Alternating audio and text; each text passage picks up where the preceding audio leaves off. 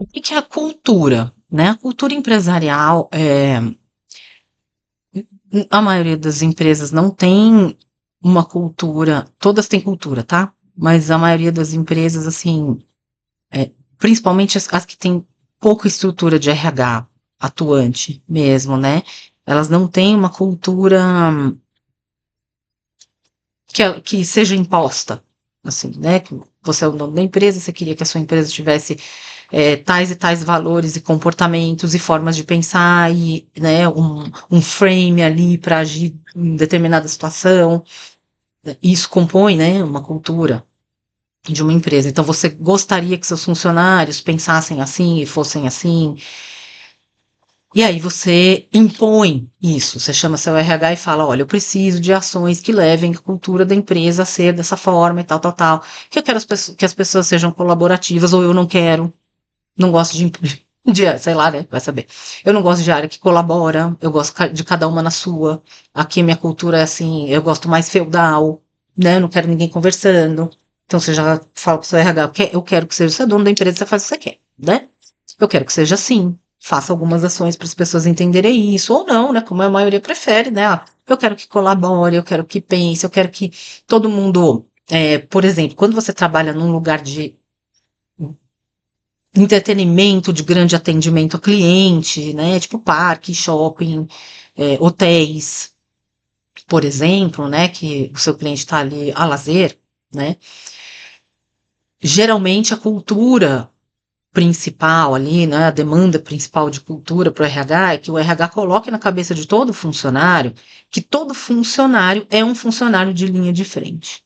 Então, se você trabalha como auxiliar contábil do shopping tal, ou do parque tal, ou do hotel tal, no horário do seu almoço, quando você sai, por exemplo, né, e você está ali atravessando, né, a piscina, o brinquedo, ou não sei o quê, e você vê alguma coisa acontecendo com algum cliente que está lá dentro, que você atenda esse cliente, que você reporte para quem precisa, que você tome alguma atitude, que você não olhe para aquilo e fale, isso não é problema meu, porque eu sou auxiliar contábil. Então, tem empresas também que gostam de colocar, né, principalmente nesses ramos assim, que, que na cultura da empresa todo mundo atende o cliente, né, por exemplo. Então, essas empresas, elas chamam o RH e o RH faz diversas ações, né? Ações tipo reuniões, treinamentos, né? Às vezes espalha aquela coisa, missão, visão, valores, que às vezes ninguém liga. Quando o RH sabe trabalhar aquilo, as pessoas ligam, tá? E leem. E ficam olhando e falam, não, realmente, isso aqui tem que ser incorporado. Às vezes, né, o RH pinça um acontecimento específico, né? Ai, olha, você fez assim, assim, assim, mas de acordo com a nossa cultura é mais assim, ok? Para você fazer, tá? Posso levar esse exemplo para os outros? Aí ele vai lá, leva o exemplo para os outros. Então, assim, você vai treinando, tá? Uma cultura do jeito que o dono quer, né? Ou do jeito que o board, os CEOs, quem for, os diretores. Geralmente, né? Ninguém pensa muito nisso. Então, o que acontece quando você não pensa muito nisso? Né? Você é dono de empresa, ou você que é superintendente, né? Você quer o maior cargo aí. Quando você não pensa nisso, não chama um RH para fazer ações sobre isso, você pensa que não vai ter cultura nenhuma? Vai. A diferença é que, assim, cada gestor de cada área vai colocar a sua cultura lá dentro, né? Então, os seus funcionários vão funcionar. E aí é legal lembrar os gestores, você não tem cultura determinada na sua empresa, não tem ações para isso. Então, é você que determina a cultura da sua equipe. Querendo ou não querendo. O jeito que você age, o jeito que você lidera, o jeito que você faz, né, manda e acontece, é o jeito que seus funcionários vão entender que é a cultura, sim. Teve um outro vídeo que eu falei, né, de uma gestão que dava aumento para todo mundo junto, independente de qualquer coisa, foi bem, não foi bem, todo mundo vai ganhar aumento junto, como se fosse um monte de filhinho que um não pode ganhar diferente do outro, né? E aí uma pessoa que nunca passou por isso na vida em outras empresas, que sempre olhou aqui e falou, mas que absurdo. E no primeiro ano que ela recebeu o aumento dela junto com todo mundo, ela vai começar a reparar e ficar com esse mimimi se alguém ganhar alguma coisa diferente dela, porque ali ela já percebeu que não estão olhando desenvolvimento individual, não estão olhando mérito individual, não estão olhando o trabalho dela, desempenho, nada, né? Lá a isonomia reina, então ela passa a desejar ser assim, porque todo mundo é e porque essa é a cultura ali daquela área, né? Então o gestor precisa estar muito ciente de que ele coloca essa cultura dentro da equipe dele. Outras coisas, né, menos perceptíveis, mas que acabam fazendo uma influência. Porque assim, tem que entender que todo grupo tem um inconsciente coletivo. E quando entra uma pessoa nova, ela não está acostumada com aquilo, né? Ela é nova, ela veio de outro lugar, de outra cultura. Aí ela entra ali. Na outra cultura dela, ela tinha horário para ir no banheiro, ela não podia pegar celular e café só às 7h30 e às 2h30. Café, só, o líquido, tá? Não era nada assim, pausa, para. Ela veio disso daí. Ela entra numa empresa que ela vê todo mundo com o celular em cima da mesa, né? Ela chegou no primeiro dia, ela guardou o celularzinho dela na bolsa, enfiou embaixo da mesa, ficou quietinha. Aí ela olha, vê um ali no celular. Aí ela olha, vê outro com café na mesa. Aí ela olha, vê dois levantados perto da janela de papinho. Aí ela começa a entender como é que funciona o negócio, né? Ahn, Ela pode ter algumas percepções mais sutis mesmo, né, de a maneira que as pessoas se tratam, até que nível elas colaboram, o quanto elas estão sendo acolhedoras com ela, o quanto elas estão realmente explicando o trabalho ou só jogando para se livrar. E ela vai tendo essas percepções que às vezes se eu perguntasse, ela não diria, não elencaria assim todas essas coisas, né? Mas ela vai tendo uma percepção inconsciente de como funciona aquilo ali. E num curtíssimo espaço de tempo. E eu ouso dizer que, assim, dentre os diversos perfis comportamentais, dos mais inflexíveis aos mais flexíveis, até os mais inflexíveis, num curto espaço de tempo, estão adequados à cultura. A nossa espécie foi feita para isso, para se adaptar. E se adapta, mesmo que o seu perfil seja mais assim, você quer mudar o ambiente, tem perfis assim, né, comportamentais. Eu que mando no ambiente, eu que mudo o ambiente, que mude, né, tem. Mesmo assim, você entra na cultura. E se você sentir ainda que você precisa mudar alguma coisa, porque tem gente que tem esse perfil, né,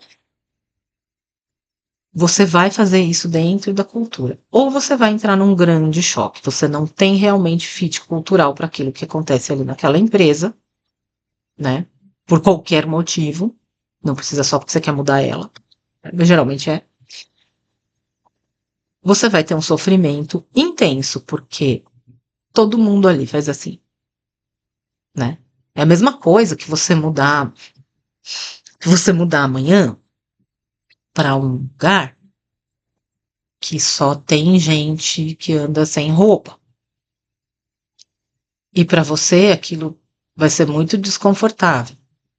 Para outra pessoa que chegou junto com você também.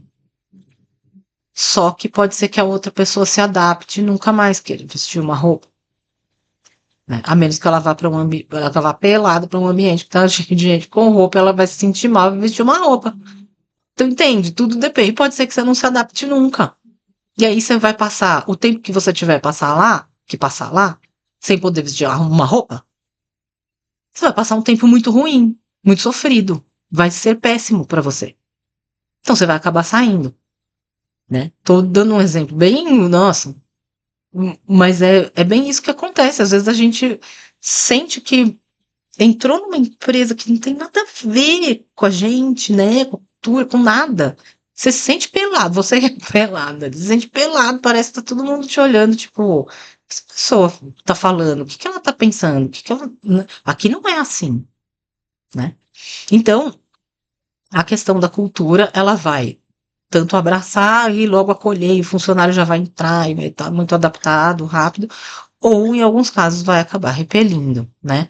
O que mais acontece geralmente é acolher porque existe em alguns gestores, em alguns RHs também, uma percepção inconsciente, intangível, difícil de explicar, de assim, eu acho que essa pessoa tem a cara daqui, não sabe explicar direito por quê, né? Não sabe mensurar essa percepção, mas tem um feeling ali. Acho que ele combina. Essa aqui não combina.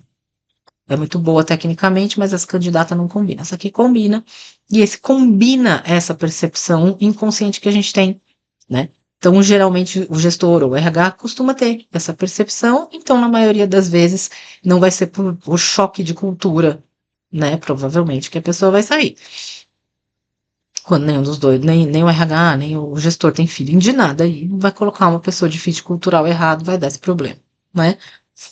Com roupa ou sem roupa.